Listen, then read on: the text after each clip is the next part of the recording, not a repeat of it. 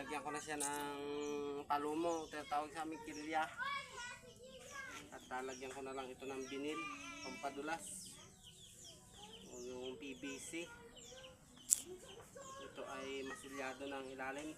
Pakita mo. Masilyado ng ilalim niya ng loob. Kakabitan na ng roda. Yun yung ating roda na panglagay. Oh. Pwede.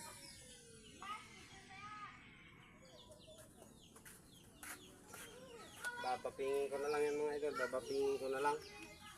Gagrandirin na natin. Baping. Pakikinisin na natin bago kung masilyahin. Mamasilyahin na rin yan.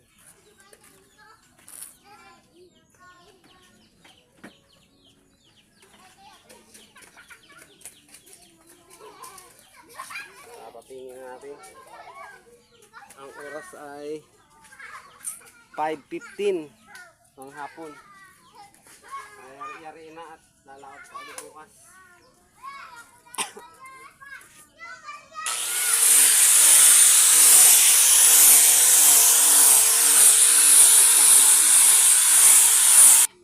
Ang baal nito ay kinawayan o tinatawag na pityong manok. Bago ang hulihan ay flat siya, flat, para maganda yung manakbo.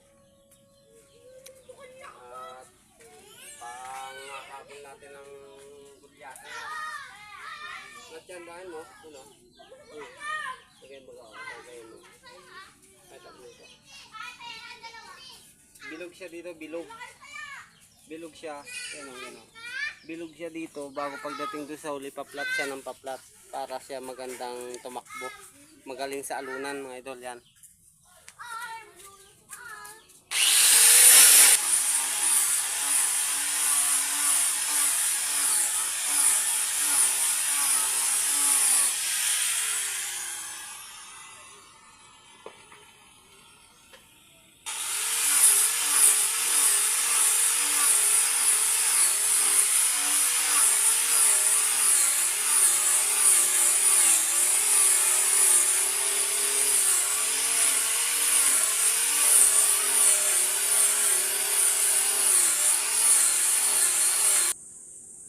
Yan, tapos na natin mga idol bapingin.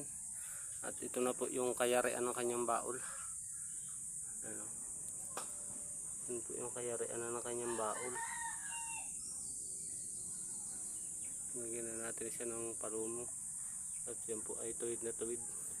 Ginagamitan ko siya ng liting o guhit. Pinipitikan ko siya para matuwid yung ating palumo o tinatawag na kilya dito sa amin. Ayan, at may silap na rin yan mga idol, may silap na. Aking mamasilyahin na. Masilyahin na natin mga idol. Yan po yung unahan. Ito po yung unahan niya. Binilog ko ang unahan, bilog ba? Tapos pagdating po sa huli ay flat.